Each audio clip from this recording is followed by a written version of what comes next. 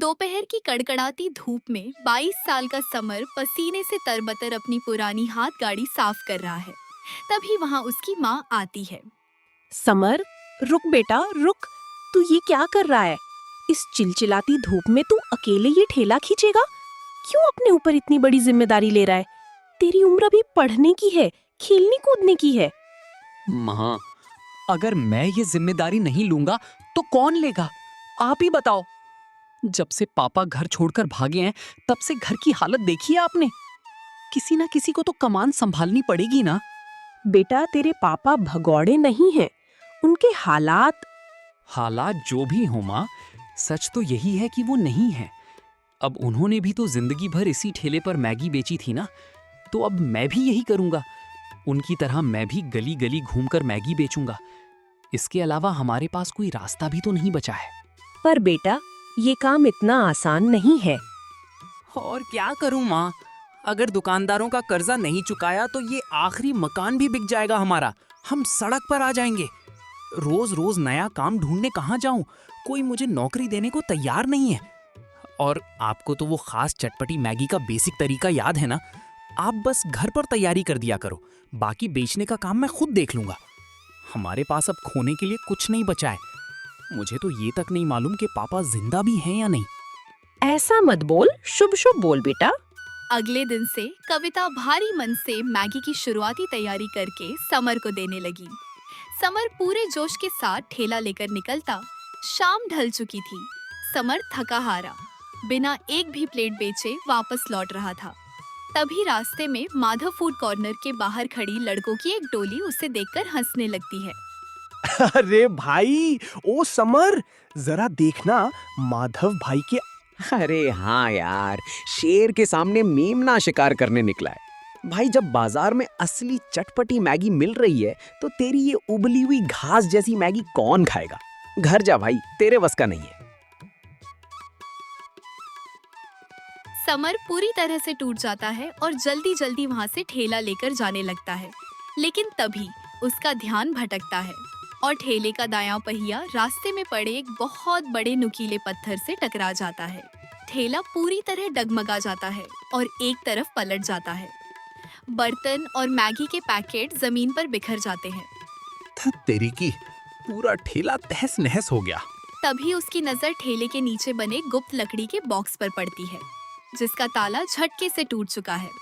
अंदर एक पीला पुराना आधा जला हुआ कपड़ा लिपटा हुआ दिखाई देता है। ये क्या है? पापा के ठेले में ये गुप्त बॉक्स कहाँ से आई? और इसकी अंदर क्या है? उसका एक कोना बुरी तरह जला हुआ है, जैसे किसी ने उसे सबूत मिटाने के लिए आग में झोंक दिया हो। समर उस नक्शे को ध्यान से देखता है। उस पर घने जंगल, गुप्त गुफाएं और बीच में एक अजीब सा प्रतीक चिन्ह बना है, जिसके ऊपर लिखा है अग्नि मसाला दिव्य स्वाद। अग्नि मसाला, स्वाद का रहस्य। और नीचे ये किसका दस्तखत है? ये तो पापा का नाम है, जगदीश आनंद। हे भगवान, ये क्या माजरा है? रात के सन्नाटे में समर घर पहुंचता है। घर की बत्ती मद्धम जल रही है। कविता उसका इंतजार कर रही थी। समर का उदास चेहरा देखकर वह घबरा जाती है। समर, इतनी देर कहाँ हो गई बेटा? और तेरे कपड़े इतने गंदे कैसे हुए? क्या हुआ, मुझे बता। समर बिना कुछ बोले सीधे वह नक्शा अपने माँ को दिखाता है। माँ, पहले मुझे इसके बारे में सच सच बताओ, ये क्या है? ये तुम्हें कहाँ से मिला समर? इसे तो नष्ट हो जाना चाहिए था। ये पापा के उसी पुराने ठेले के गुप्त बॉक्स में था, जो आज दुर्घटना में खुल गया। माँ, इस पर पापा का नाम लिखा है। मुझे आपकी कसम है, मुझे सच जानना है। पापा कौन थे और हमारे साथ क्या हुआ था? तेरे पापा उस स्वाद के पीछे पागल हो गए थे समर, जिसे आज पूरा शहर माधव चटपटी मैगी के नाम से जानता है और जो करोड़ों का बिजनेस बन चुका है। वो असल में तेरे पापा के दिमाग की उपज थी। क्या माधव अंकल की दुकान पापा की थी? हाँ बेटा, जगदीश और माधव बचपन के पक्के दोस्त थे। तेरे पापा को मसालों और जड़ी बूटियों का ऐसा ज्ञान था कि वो साधारण सी मैगी को भी अमृत बना देते थे। उन्होंने और माधव ने मिलकर एक छोटे से स्टॉल से शुरुआत की थी। दोनों बराबर के पार्टनर थे, लेकिन जैसे ही वो चटपटी मैगी मशहूर हुई, माधव के मन में लालच आ गया। उसने चालाकी से धोखे के कागजात तैयार करवाए और तेरे सीधे साधे पापा से बिना पढ़ाए दोस्ती का वास्ता देकर दस्तखत करवा लिए। और फिर अगले ही दिन माधव ने तेरे पापा पर पैसे चोरी करने का झूठा इल्जाम लगाया और उन्हें धक्के मारकर बाहर निकाल दिया। पूरे शहर में बदनामी फैला दी कि जगदीश चोर है। बदनामी के डर से किसी ने उन्हें काम नहीं दिया। हमारा बड़ा घर बिक गया, हम पाई पाई को मोहताज हो गए। तब तू बहुत छोटा था। तो फिर इस नक्शे का इस सब से क्या लेना देना है माँ? जब सब रास्ते बंद हो गए तो तेरे पापा के दिमाग में एक फितूर सवार हो गया। उन्होंने पुरानी किताबों में एक प्राचीन अग्नि मसाले के बारे में पढ़ा था, जो हिमालय की गुप्त वादियों में पाए जाने वाले दुर्लभ पौधों से बनता है। उन्हें लगा कि अगर वो स्वाद वो ढूंढ लाए तो वो माधव को हरा देंगे। वो दिन रात इसी नक्शे को पूरा करने में लग गए। ये नक्शा पहले अधूरा था, किसी ने इसे जलाने की कोशिश की थी, लेकिन तेरे पापा ने अपनी रिसर्च से इसे खुद पूरा किया। और एक दिन वो बिना बताए उस मसाले की खोज में जंगलों की तरफ निकल गए और कभी लौट कर नहीं आए। माँ, पापा भगोड़े नहीं थे, वो योद्धा थे। जो काम वो अधूरा छोड़ गए उसे अब मैं पूरा करूंगा। मैं उस गुप्त जगह पर जाऊंगा और वो रेसिपी लेकर आऊंगा। नहीं समर, हरगिज नहीं। मैं तुम्हें खोने की कल्पना भी नहीं कर सकती। उस जहरीले जंगल और पहाड़ों ने मुझसे मेरे सुहाग को छीन लिया। अब मैं अपनी बेटी को दांव पर नहीं लगा सकती। माँ, मेरी बात समझो। मुझे उस मसाले की भूख नहीं है, लेकिन सोचो, अगर पापा वहां किसी मुसीबत में हो, अगर वो जिंदा हो और हमारा रास्ता देख रहे हो, जब तक मैं खुद वहां नहीं जाऊंगा मुझे शांति नहीं मिलेगी। माँ, मुझे जाना। कविता नम आंखों से अपने बेटे के चेहरे को देखती रह जाती है। उसके पास अब मना करने का कोई शब्द नहीं था। समर साइकिल लेकर घने जंगलों में निकल पड़ता है। जैसे जैसे वह आगे बढ़ता है, जंगल में ऊंचे ऊंचे पेड़ अजीब सी आवाज आने लगती है। समर अंदर बढ़ता जाता है, तभी उसकी साइकिल कीचड़ में फंस जाता है। अरे यार, ये पहिया भी अभी फंसना था। जरा सा और जोर। निकल जा, बस थोड़ा सा और। तभी समर के पीछे झाड़ियों में लाल लाल चमकीले आंखें दिखाने लगते हैं। झाड़ियों में से धीरे धीरे विशालकाय खूंखार काले भेड़ियों का एक पूरा झुंड बाहर निकलने लगता है। उनकी आंखें अंधेरे में अलौकिक लाल रोशनी की तरह चमक रही हैं। नहीं नहीं नहीं, मुझे यहाँ नहीं मरना। समर, हिम्मत मत हार। समर मौत को सामने देख अपनी पूरी जान लगा देता है और एक झटके में साइकिल को कीचड़ से बाहर खींच लेता है। समर के पीछे पीछे वह भेड़िया भी आने लगते हैं। भागते भागते समर को सामने एक पुराना पत्थरों से बना प्राचीन मंदिर दिखाई देता है। बिना सोचे समझे समर साइकिल को सीधे मंदिर के ओर ले लेता है और सीधे मंदिर के अंदर घुस जाता है। जैसे ही समर मंदिर के अंदर घुसता है, भेड़िया बाहर ही रुक जाते हैं, जैसे कि कोई अदृश्य शक्ति उन्हें रोक रही हो।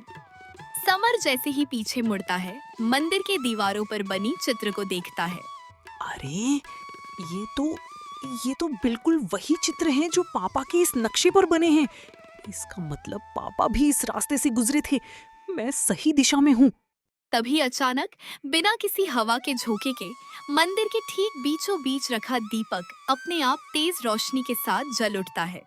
बाहर ये कालदूत बैठे हैं, अंदर ये जादुई दीपक। तभी समर की नजर मंदिर के कोने में रखी एक पुरानी जंग लगी लोहे की धनुष और कुछ तीरों पर पड़ती है। समर के दिमाग में एक विचार कौंधता है। वह भागकर उस धनुष और तीरों को उठाता है। वह सीधे तीर को जलती आग में डाल देता है। समर सीधे उसे तीर को पेड़ के ऊपर मार देता है। पेड़ में भयानक आग लग जाती है और आग को देखकर भेड़िया वहां से भाग जाते हैं। चलो, भेड़िए तो भागे, मेरी तो जान निकल गई थी। लेकिन अब आगे का रास्ता कैसे ढूंढूं? रात बहुत घनी हो चुकी है।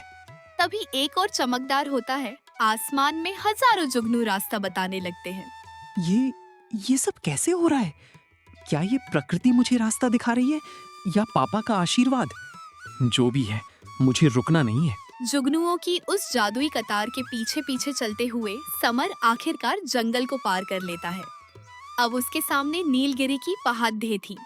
आसमान से सीधा एक अजीब सी नीली और सुनहरी रोशनी पहाड़ों के बीच से निकलकर बादलों को जा रही थी। समर ने अपनी जेब में रखा पापा का वो पुराना नक्शा निकलता है। नक्शे पर बना आसमान का गुप्त चिन्ह हल्का हल्का चमकने लगा। तो इसका मतलब मेरा रास्ता बिल्कुल सही है। यही वो जगह है जहाँ पापा आए थे। बस थोड़ी दूर और समर, थोड़ी दूर और। समर पहाड़ों पर चढ़ना शुरू करता है, लेकिन रास्ता जितना ऊपर जाता है उतना ही जानलेवा होता जाता है। तेज हवाएं उसके चेहरे को छील रही हैं। पैरों के नीचे की चट्टानें लगातार फिसल रही हैं।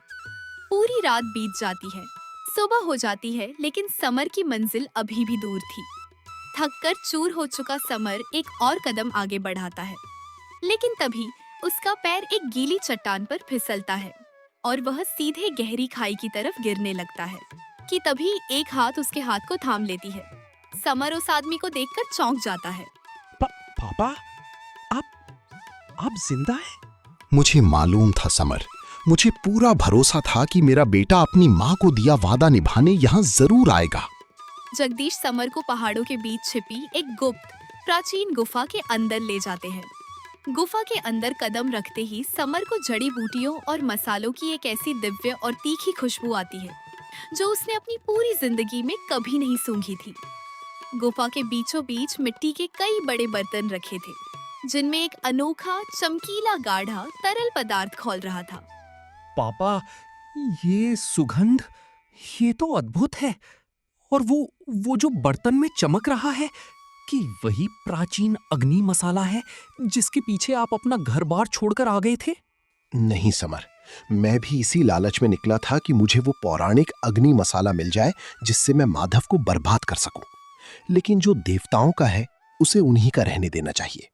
प्रकृति की गुप्त शक्तियों से छेड़छाड़ की कीमत बहुत भारी होती है। लेकिन हाँ, उन पुरानी किताबों और इस रास्ते ने मुझे एक असली चीज तक पहुंचा दिया। इन ऊंचे पहाड़ों पर मिलने वाले कुछ दुर्लभ फूलों और गुप्त जड़ी बूटियों को मिलाकर मैंने एक नया मसाला तैयार किया है, सुगंध रस मसाला। सुगंध रस मसाला? पापा, इसका मतलब आपने वो जादुई स्वाद ढूंढ लिया। तो जब आपने ये अद्भुत मसाला सालों पहले ही बना लिया था, तो आप वापस घर क्यों नहीं आए? माँ रोज आपके लिए रोती है, हम पाई पाई के लिए तरस गए। आपने हमें इस हाल में क्यों छोड़ दिया पापा? समर का यह सवाल सुनते ही जगदीश के चेहरे की मुस्कान गायब हो जाती है।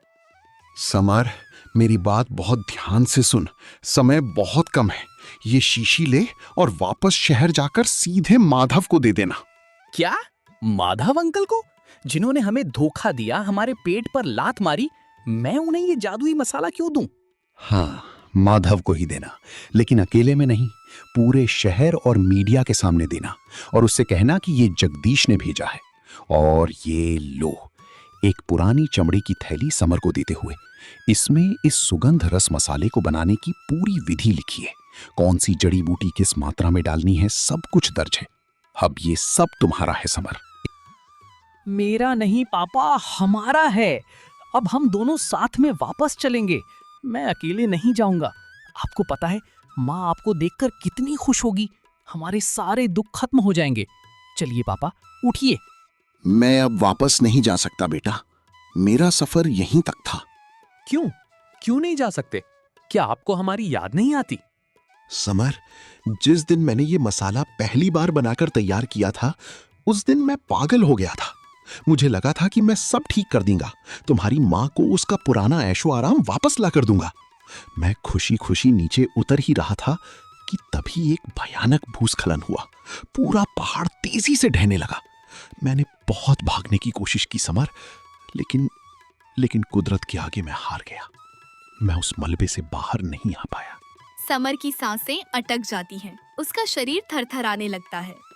पापा, आप ये क्या बकवास कर रहे हैं?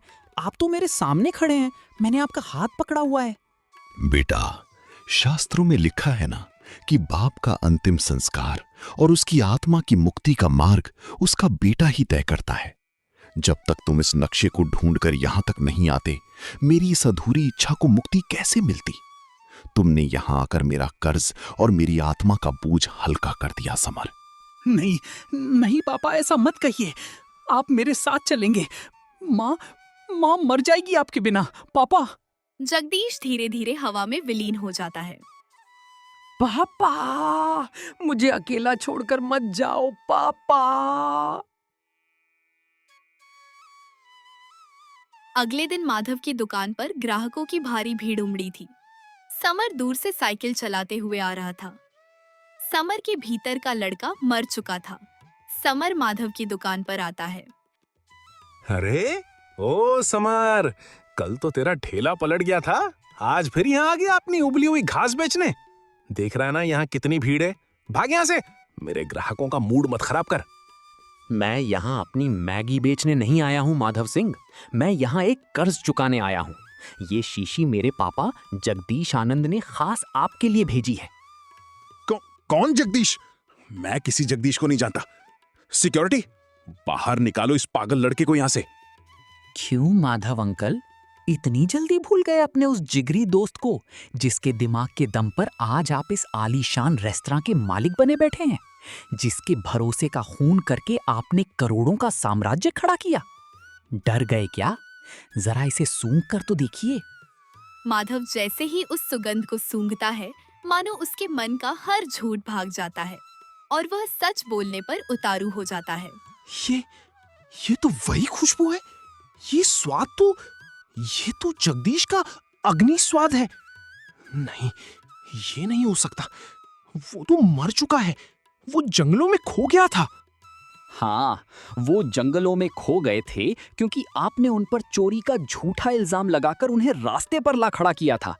आपने दोस्ती के नाम पर धोखा दिया, कागजात पर चुपके से दस्तखत करवाए और हमारे हंसते खेलते परिवार को बर्बाद कर दिया। आज पूरा शहर देखेगा कि जिसे लोग माधव चटपटी मैगी कहते हैं, वो असल में मेरे पापा की चोरी की हुई रेसिपी है। हाँ, किया मैंने धोखा, तो क्या कर लोगे तुम? वो जगदीश सीधा था, गधा था, दोस्ती के नाम पर अंधा था।